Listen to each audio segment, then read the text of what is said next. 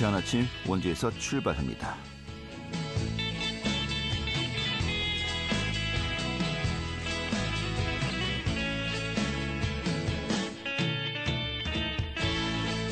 안녕하십니까. 1월 10일 수요일 아침 인사드리겠습니다. 상쾌한 아침 원주에서 출발합니다. 진행의 한태호입니다. 자, 어제 밤까지 많은 눈이 내렸습니다. 오늘 아침 또 빙판길을 유의하셔야겠는데요. 이 밤사이 많은 눈과 또 도로 결빙으로 인해서 차량의 미끄럼 사고가 우려되고 있습니다. 감속운행, 또 차간 거리 등 이 안전운전 각별히 유의하셔야겠습니다. 현재는 대부분 강원 지역이 대설주의보가 해제가 되었고요. 내리던 눈과 비도 오늘 오전 중에 대부분 그칠 것으로 예상되고 있습니다. 이 추가 적설량인 강원 남부 내륙과 대부분 산지에서 3에서 8cm, 또 그 밖의 내륙 지역과 동해안 지역은 1에서 5cm가 내리겠습니다. 또 원주 지역의 내일 아침 최저 기온이 영하 2도로 예보되고 있는데요. 지금 몰아치던 한파도 점차 좀 풀리고요. 미세먼지도 전 권역이 이 좋음에서 보통 수준을 보이겠습니다. 이번 주말은 가족들과 함께 다양한 겨울 축제 좀 일정 잡아보시는 것도 좋을 것 같습니다. 자, 오늘 준비한 소식 살펴보도록 하죠. 자, 4.10 총선 이제 90일 앞으로 다가왔는데요. 각 정당의 예비 후보들 우리가 좀 이야기 또 각오 들어보고 있습니다만 오늘은 이 국민의힘 원주 갑 지역구의 박정하 의원 연결해서요. 좀 각오 또 원주 지역의 현안에 대해서 의견 들어보는 시간 가져보도록 하겠습니다.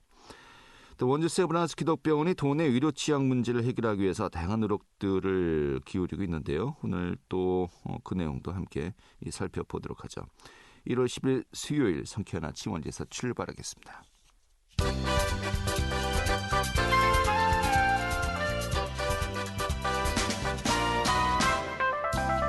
오늘의 뉴스입니다.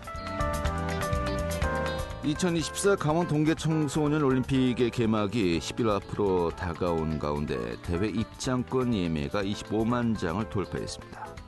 이 대회 조직위원회에 따르면 지난해 11월 12일 예매를 시작한 뒤로 연말까지 입장권 10만 장이 예매되었고 새해가 시작된 뒤 하루 평균 1만 장에서 2만 장의 표가 예매되면서 지난 7일 기준으로 총 25만 장을 넘어섰다고 밝혔습니다. 이 대형 병원이 없던 원주 기업도시에 원주 세브란스 기독병원의 제2병원 건립이 추진되면서 관심이 모아지고 있습니다. 이 병원 측은 최근에 이사회를 거쳐서 제2병원의 부지 계약을 진행 중이라고 밝혔습니다. 또 지난해 11월에 열렸었던 원주형 AI 얼라이언스 공동연구센터 구축 업무 협약식에서 백순구 원주 의무부총장이 환영사를 통해서 기업도 시인의 제2병원을 건립하겠다는 계획을 밝힌 바 있습니다. 강원도와 18개 시군이 청년층의 유출을 막고 또 지역 내 자립을 돕기 위해서 시행하는 청년 디딤돌 2배 적금의 올해 대상자를 모집하고 있습니다. 이 적금은 제도 시행 첫 해인 지난해 1000명을 선정한 데 이어서 올해는 300명을 모집합니다. 지원 내용은 청년이 매월 10만 원을 넣으면 도와 시군이 각각 5만 원씩 지원해서 매월 20만 원씩 저축하는 3년 만기 적금입니다. 만기 시 최대 720만 원과 예금 이자가 주어집니다. 오늘의 뉴스였습니다.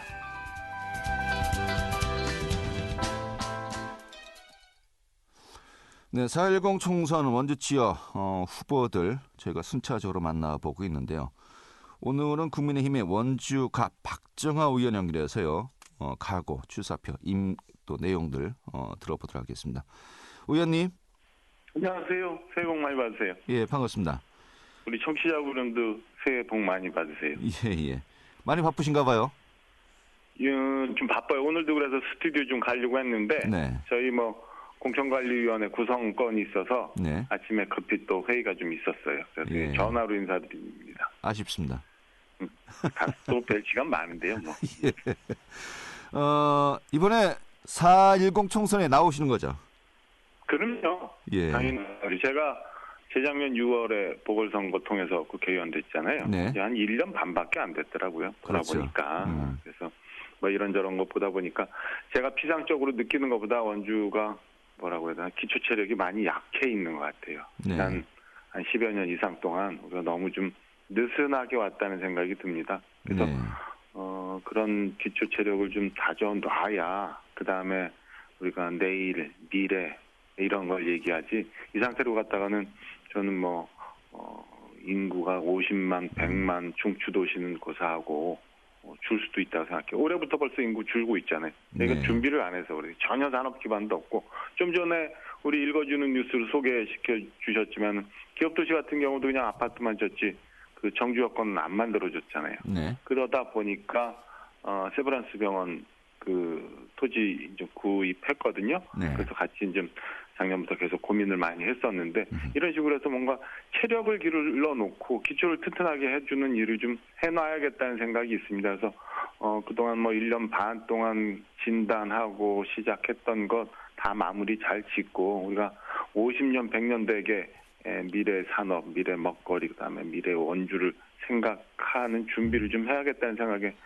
이런 각오로, 이런 네. 방향으로 원주 시민들하고 같이 호흡하려고 합니다. 알겠습니다. 이 재선을 목표로 하는 그 각오 여쭤보려고 했는데 이미 다 말씀하셨네요. 예. 말씀드리다 보니까 그렇게 됐어요. 예. 네. 지금 많은 분들이 궁금해하고 계신데 네. 지금 또 의원님께서는 말씀하시니까 여쭤보겠습니다. 원주 네. 세브란스 기독병원 제2병원 네네네. 많은 분들이 궁금해하시는데 부지는 이미 매입을 완료했다고 했고요. 근데 지금 지난달에 현재는 아마 매입이 됐을 거예요. 예. 네. 근데 정확한 부지 위치는 아직 밝힐 수 없다라고 이제 하고 있습니다만은 사업 계획 좀 일정이 좀 잡힌 게 있습니까? 이게 아까도 말씀 주셨지만은 사실은 전 본원과 그 이사회를 통해서 전 투자 계획이 나와야 되는 거잖아요. 그 네. 과정이 이미 거친 것 같고 네.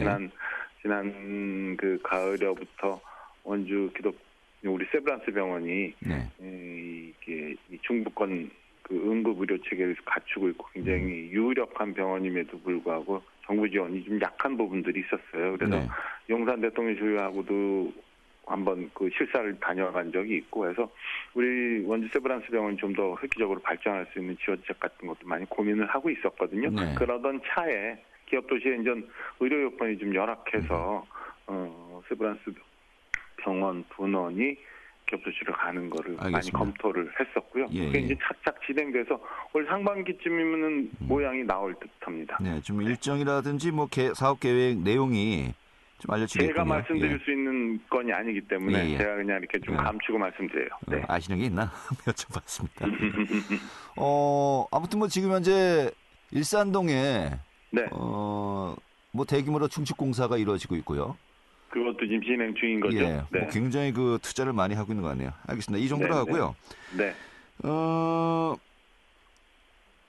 후보로 이제 그 원주갑 지역구 이제 재선을 목표로 하십니다만 원래 후보로 또 네. 확정돼야 되지 않겠습니까? 그렇죠. 그러면 이제 네. 아무래도 이 경선이라든지 이런 네. 또 과정들이 남아 있는데 네. 이제 원주갑 지역구는 다른 좀 눈에 보이는 경쟁자가 거론되지 않고 있는 것 같아요. 어떻습니까?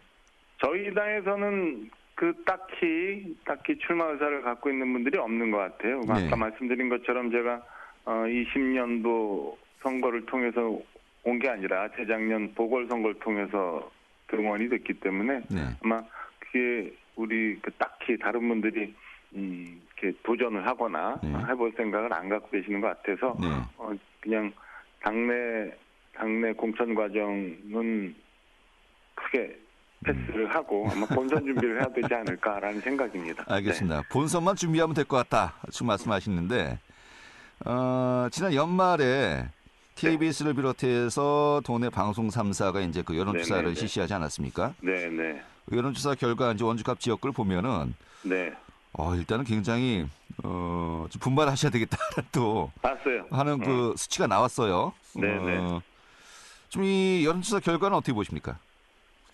숫자는 과학이잖아요. 네. 받아들여야지. 예. 받아들여야지. 그 상태로 해서 준비를 좀 잘 해야 되겠다는 생각이 들고요. 네. 1년 반 동안 제가 최선을 다했습니다만은 부족했던 부분도 있었다는 거에 대해서 인정을 하고 시작을 합니다. 다만 한번 여론조사 같은 거는 잘 들여다봐야 되는데요. 네. 그 해당 여론조사에서 민주당의 정당 지지도가 47%, 예. 우리 당 지지도가 27%예요. 예. 한 반 정도밖에 안 되죠. 이게 광주 전남은 아니어도 전북 정도 수준 정도 되는데 네. 그 상황에서 제가 22%, 그다음에 다른 후보가 47% 정당 지도에서 얼마가 이런 거 보면 네. 그런 면을 참 따져봐야 되는 부분도 있다. 과표집된 부분도 분명히 있다. 예. 그 오늘 아침에 지금 전국적으로 최근 여론조사를 보니까 연합뉴스가 매트릭스에 의뢰해서 지난 6, 7일 날 조사한 것들이 나오고 있더라고요. 그래서 네.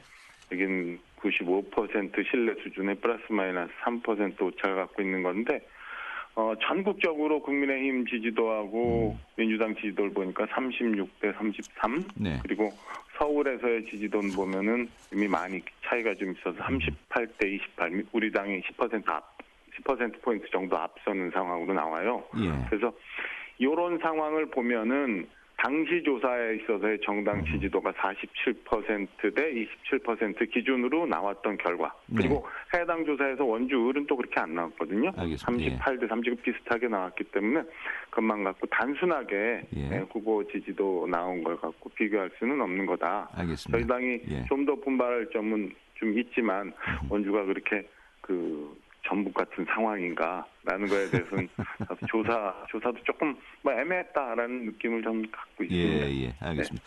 근데 한 가지는 이제 확실한 것이 지난번 작년에 이제 6월에 이 보궐선거로 이제 당선되실 때는 윤석열 대통령 정부가 이제 출범한 지 한 2, 3개월 뒤에 이제 치러진 거였지 않습니까? 그렇죠. 예. 네네. 아무래도 그 신임 대통령의 그 역할, 그 바람이라고 해야 됩니까? 네. 그런 부분이 상당히 큰 영향을 미치지 않았나 싶기도 충분히 도움을 합니다만. 받았다고 생각해요. 네. 지금은 이제 국정 지지도가 네네. 이 부분만큼은 거의 4대 6 정도로 역전이 된 상황이거든요. 이 전반적으로 구도가 작년 보궐선거보다는 좀 유리하지 않을 것이다라는 볼 수밖에 없을 것 같은데요. 재작년 보궐선거보다는 유리하지 않죠, 당연히. 그런데 대통령 국정 지지도 좀 전에 말씀 주셨는데 그것도 지금 이제 선거가 레이스가 지금 진행이 되는 기간이라고 친다면 민주당은 지금 예비 후보들 등록해서 경선이 시작됐잖아요. 그러니까 이게 출렁출렁 거릴 수 있는 거고 재작년 상황보다는 어렵습니다만 좀 전에 제가 여론조사 결과 최근에 오늘 아침에 지금 보도되고 있는 건 말씀드렸잖아요. 그 국민의힘 저희 당하고 민주당의 그 정당 지지도들이 출렁거리고 변화가 좀 있기 때문에 앞으로의 상황을 좀 봐야 될 거라고 봅니다. 알겠습니다. 그러니까 지금까지 상황하고는 좀 다를 거고 저희 당은 지금 혁신하려고 하고 개혁하려고 하고 우리 비대위 체제에 들어와서 한동훈 위원장이 이제 전국 다니면서 엊그저께 원주에서도 굉장히 많은 인파가 와서 여러가 좀 있었는데요. 과연 그러면은 넥스트 리더십에 대해서 이재명 현재 민주당 대표와 한동훈 비대위원장과 이런 판단들도 좀 있을 거라고 봐요. 그래서 당이 좀 옳게 선다면 저는 지지난번만큼은 아니어도 충분히 이건 회복 가능한 상황이라고 생각하고 있습니다. 알겠습니다. 한동훈 그 비대위원장 이제 체제가 출범했고요. 네. 또 지금 말씀하신 대로 지난 8일 또 원주를 방문했습니다. 네네네. 현재 그 정당 지지도 상승에 좀 상승 모멘텀이 지금 되었다라고 보십니까? 충분히 되고 있다고 봐요. 제가 다른 지역은 못 갔습니다만 처음 시작하던 대전 대구 지역 갔었고 원주는 제가 도당위원장이기 때문에 그 원주로 이제 모셔서 원주에서 이제 신년 인사했고 그런데 현장에서 느끼는 열기가 엄청나게 대단해요. 그래서 지금 수도권에 아까 제가 정당 지지도 말씀드렸잖아요. 수도권에는 벌써 해당 그 조사에서 많은 격차가 좀 있고 그다음에 그 조사에서 차기 대권에 대한 것도 그 지금 근접해서 거의 비슷하더라고요. 민주당 이재명 대표와 한동훈 위원장이 이런 상황으로 해서 지속이 된다면 지금 서울에서 느껴지는 체감도가 저는 우리 강원도 원주에도 충분히 올 거라고 보고 지금 그 기반이 이미 바뀌어져 있다고 생각해서 저는 원주뿐만 아니라 우리 강원도 전체가 다 빨간 바람이 불 거라고 생각을 합니다. 이 8일 원주시 신년 인사회에서도 열기가 굉장히 뜨거웠던 것으로 알려지고 있고요. 8석을 전부 다 또 국민의힘에 석권하자 이제 포부도 밝혔습니다만은 알겠고요. 근데 그 현재 수석 대변인직을 계속해서 유지하고 계시죠? 네, 그렇습니다. 원래 지역구에 좀 더 전념하겠다라고 하면서 당연히 좀 교체될 줄 알았었는데 좀 계속 위임이 되셨어요. 예. 그래서 바빠서 오늘 또 못 오셨고. 오늘 뭐 이제 오후에나 내려갈 것 같아요. 예, 네. 예. 지금 어느 정도 이 체제에서 또 본인의 예. 역할, 현재 예. 어떻다라고 이제 좀 생각을 하십니까? 글쎄, 우리 지금 제일 큰 설득 요인은 한동훈 비대위원장하고 우리 장동혁 사무총장이었는데요. 네. 제가 굉장히 많이 오랫동안 고사했어요. 예. 그러니까 비대위원장 발표 나고 나서 첫날 저녁부터 이제 전화 주셔서 대변인 계속 좀 맡아달라는 부탁이 있었는데 제가 도저히 어렵다고 해서 좀 한 일주일 정도 지나왔거든요. 네. 근데 끝내 계속 그래도 더 생각해보라는 말씀이 있었고 우리 사무총장을 맡은 장동혁 보령 출신의 국회의원이 저랑 비슷하게 보궐선거로 됐습니다. 네. 그러니까 점오 의원이에요. 입사 동기인데. 예, 예.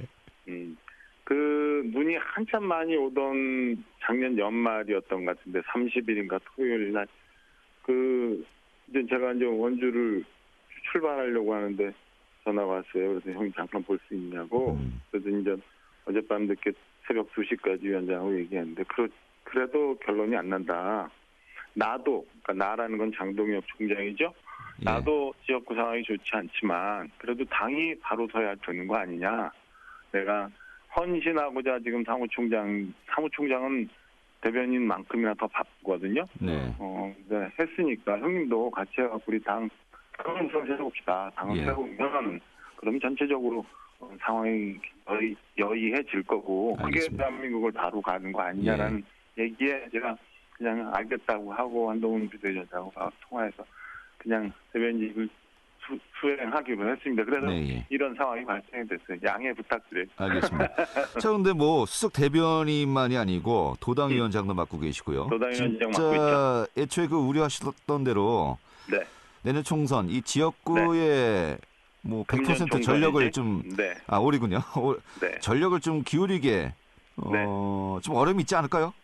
충분히 전력 기울일 수 있어요. 예. 그리고 아까 말씀드린 것처럼 우리 원주가 그동안 너무 좀 느슨하게 왔거든요. 네. 그리고 옛날 보면은 기업하시는 분들 보면 돈은 밖에서 벌어와야 된다고 그게 진짜 돈 버는 거라고 하잖아요. 그동안 혹시 너무 우리가 시야도 당장 내일 그리고 장소도 공간도 우리 그냥 순전히 원주 이 틀에 갇혀 있었던 건 아닌가라는 생각을 해보면 저는 지금 밭 깔고 씨 뿌리 하고 하는 이런 작업들이 좀 있어야 된다고 보고 글을 하는 게 국회의원의 역할이라고 한다면 저는 지역구 활동 그다음에 중앙 정치에서의 당직 활동 다 우리 당을 옳게 가게 하고 그다음에 우리 원주 시민들이 우리 당을 선택하고 우리 후보들을 선택하는 중요한 판단 기준이라고 봅니다. 알겠습니다.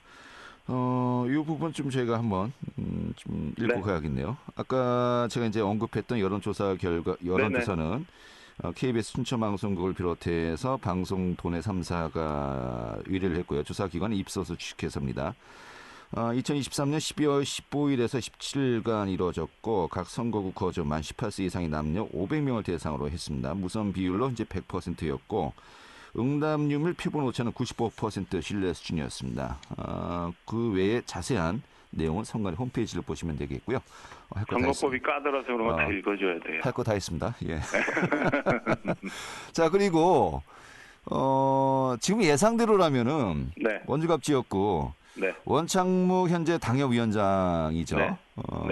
당협위원장이는 다른 명칭인 것 같습니다만 하여튼 원창무 전 시장과 지역위원장 원창무 전 시장과 리턴 매치가 될 가능성이 좀 높거든요. 아까도 이야기했습니다. 아까도 말씀드렸지만 전 민주당이 지금 경선 중이잖아요. 두 분 다 예비후보 등록해서 운동하고 계시는 걸로 알고 있는데 그렇게 말씀하시는 것 자체가 영향을 미칠 수 있어요. 그렇군요. 알겠습니다. 예. 그렇죠. 그러니까 저는 어떤 후보가 됐든 아까 말씀드린 것처럼 제가 갖고 있는 원주 비전 그리고 원주 시민들이 앞으로 가야 될 길 그다음에 우리가 지금 처해 있는 상황에서 그런 어떤 후보들이 국회의원으로서 일을 해야 되는지 판단을 하신다면 굳이 어떤 후보가 올라오든 간에 어떤 후보가 붙는다고 하든 간에 그게 염려하지는 않고 있습니다. 뚜벅뚜벅 제 말씀들을 시민들께 드리고 우리 당이 대한민국에서 하는 일들을 설명드리면 저는 우리 원주 시민 여러분들이 충분하게 충분히 현명하게 판단하실 거라고 봅니다. 알겠습니다. 과거 대 미래의 싸움이 되지 않을까라는 생각이에요. 네. 예, 저도 정정하겠습니다. 뭐 민주당 내에서 경선이 치러질 예정이고요. 어떤 후보가 되든 간에 거기에 대한 또 경쟁력을 또 따로 생각하고 계시다 정도로 네. 이해하겠습니다. 자, 그리고 최근에 강원특별자치도가 이 정부에서 주관하는 글로벌 혁신특구로 이제 선정이 되었습니다. 네, 혁신특구. 네. 이게 사실 그 원주가 굉장히 이 특구로서 수혜를 많이 볼 것이다라는 또 예측이 있는데 네. 좀 어떤 개념인지 우리가 좀 이해할 수 있을까요? 지금 저희가 의료산업단지가 좀 있고 동아에 네. 있고 오랫동안 지내왔습니다만은 이게 그 한 텀을 이렇게 그 도약하는 그런 계기가 없었어요, 사실은. 네. 근데 이번에 이제 특구로 돼서 춘천 원주를 중심으로 해서 바이오 의료 헬스에 대한 지원이 대대적으로 있을 거거든요. 예. 이게 사실은 산자 위에 의정부 출신의 우리 김성원 간사하고 오랫동안 얘기하면서 진행돼 왔는데 원주가 많이 혜택을 받을 수 있도록 산업부 중기부 내에서 그림이 많이 그려져 있어요. 그래서 예. 이 사업이 돼서 이게 이제 그 발표가 되고 선정이 돼서 진행이 되면 저는 그동안 조금 침체돼 있었던 의료기기 산업이 한 단계 도약할 수 있는 계기가 된다. 그래서 기대가 많이 되고 있고 앞서 말씀드린 것처럼 전 밭을 좀 갈아놔야 된다라는 얘기에 작년에 우리 반도체 교육센터 들어왔잖아요. 반도체와 관련한 산업 기반들이 그리고 이에 따라서 생태계가 얹어서 이제 조성이 되고 그게 원활히 되기 위해서 지금 현재는 SOC 접근성을 유리하게 만드는 그리고 원주 내에서 유통이 제대로 되게끔 내일 모레 이제 철도도 기공식을 합니다만 네. 여주원주 철도, 그다음에 외곽순환고속도로 완성, 그다음에 서원 지역을 중심으로 해서 음막 기업 도시간 도로 확장 이런 것들을 지금 작년에 많이 집중적으로 해놨어요. 이게 준비가 되고 진행이 되면 저는 50년, 100년 미래의 원주를 얘기할 수 있다라고 생각을 합니다. 그 길을 위해서 저는 일로 매진할 계획이에요. 알겠습니다. 네. 오늘 굉장히 많은 시간이었는데 네. 또 그래도 못다한 말이 많군요. 그러게요. 다음에 다시 한번 불러주세요. 네. 지금 지역의 현안 위주로 또 지금 네. 말씀하신 교통, 인프라 확충 이런 문제까지 다 포함해서 네. 좀 그 지역의 현안 위주로 또 말씀 다시 또 나눌 시간 준비하도록 하죠. 오늘 이렇게 정리하겠습니다. 고맙습니다. 감사합니다. 네, 국민의힘 원주갑 지역구의 박정하 의원이었습니다. 알찬 정보, 생생한 현장의 소식을 전해드립니다. 리포터 현장. 네, 원주 세브란스 기독병원에서요, 의료 취약지를 지키기 위해서 다양한 노력들을 기울이고 있다고 하는데 또 올해 네 번째를 맞이한 강원 인술대상에서는요, 의료인 부문으로 소아청소년과의 강윤구 교수가 선정되기도 했습니다. 오늘 이 내용 살펴보도록 하죠. 박다현 리포터 쏘시죠? 네, 안녕하세요. 네. 자, 강원 지역에 좀 의료 취약 지역이 많습니다만은 원주 세브란스 기독병원 이 중부권의 이 거점 의료 기구로서 역할을 하고 있지 않습니까? 좀 다양한 활동들 하고 있죠. 네, 맞습니다. 강원특별자치도 지역 특성상 만성질환의 비율이 높은데요.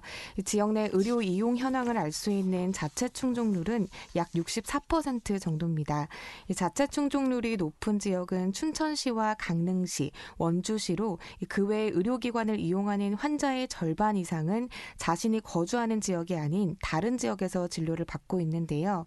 이렇게 강원 지역의 대부분은 의료 취약지입니다. 원주 세브란스 기독병원에서는 지난 2013년부터 매년 자원봉사단을 구성해 취약지역 봉사활동을 펼치고 있는데요. 병원과의 접근성이 떨어지는 곳을 중점적으로 매년 의료봉사와 또 건강 증진과 관리에 도움이 되는 건강 강좌 활동을 진행하고 있습니다. 또 도내 최초로 응급진료를 위한 첨단 의료기기를 탑재해 하늘을 나는 응급실이라고 불리는 닥터 헬기를 2014년부터 운영하고 있는데요. 닥터 헬기는 강원, 충청권형 등 이 의료 취약지뿐만 아니라 경기권 일부까지 총 2,358건의 위급 환자들을 수송했습니다. 자세한 내용 원주 세브란스 기독병원 김오현 진료부 차장 이야기 들어보겠습니다. 저희가 이제 상급 종합병원이나 아니면 권역응급센터의 접근성을 볼 때도 상급 종합병원 180분 내 접근이 불가능한 비율이 한 44% 정도 되거든요. 권역응급센터 60분 내 접근이 불가능한 경우도 한 34.4%나 되기 때문에 의료 접근성도 약간 취약한 측면이 좀 있고요. 저희 기관에서는 2013년부터 이렇게 매년 자원봉사단을 구성하고 있거든요. 취약 지역 봉사활동을 펼치고 있고요. 그간 대략 한 576명 정도 의료진이 이 자원봉사단에 참여를 하셨고 네. 참 많은 노력들을 기르고 있는데 이런 가운데 올해 네 번째를 맞이했죠. 강원 인술 대상에서요. 의료인 부문으로 이 기독병원 소아청소년과의 강윤구 교수가 또 선정이 되었군요. 네, 맞습니다. 강원 도민일보와 강원특별자치도는 강원 지역 의료진들의 헌신을 기리기 위해 매년 강원 인술대상을 진행하고 있는데요. 올해로 4회째를 맞이하는 2023 강원 인술대상에서 의료인 부문으로 원주 세브란스 기독병원의 소아청소년과 강윤구 교수가 네, 선정됐습니다. 알겠습니다. 우리 또 강윤구 교수 또 이야기 또 직접 들어보죠. 네, 제가 당원병이라고 하는 희귀질환 환자를 돌보고 있습니다. 그래서 이제 그런 환자들을 열심히 돌보면서 그 환자들이 건강해지게 되고 또 강원도의 그런 명성, 강원도의 위상을 높이 알리는데 도움을 줬기 때문에 아마도 상을 받게 된 것이 아닐까 생각됩니다. 강원도가 사실 면적에 비해서는 병원이 굉장히 적기는 합니다. 그래서 소아과를 진료를 보기 위해서는 굉장히 멀리 나가야지만 하는 그런 취약지구인 건 맞긴 합니다. 그런데 환자들이 소외되지 않도록 저희가 안내 책자문들도 만들고 있고요. 놓치지 않도록 하기 위해서 저희가 24시간 연락망을 구축하여서 아이들이 올바른 치료를 받을 수 있도록 도와주고 있습니다. 네. 저희 의료진들 뭐 각자의 위치에서 또 노력들을 꾸준히 하고 있는 것 같습니다만은 또 특히 이제 강원 지역은 굉장히 면적이 넓고 또 고령 인구가 많지 않습니까? 지금 더 촘촘한 또 관리가 필요하지 않나 싶네요. 이렇게 정리 아주 잘 들었습니다. 네, 감사합니다. 네, 박다현 리포터였고요. 오늘은 여기서 정리하도록 하겠습니다. 내일 아침에 다시 뵙도록 하죠. 고맙습니다.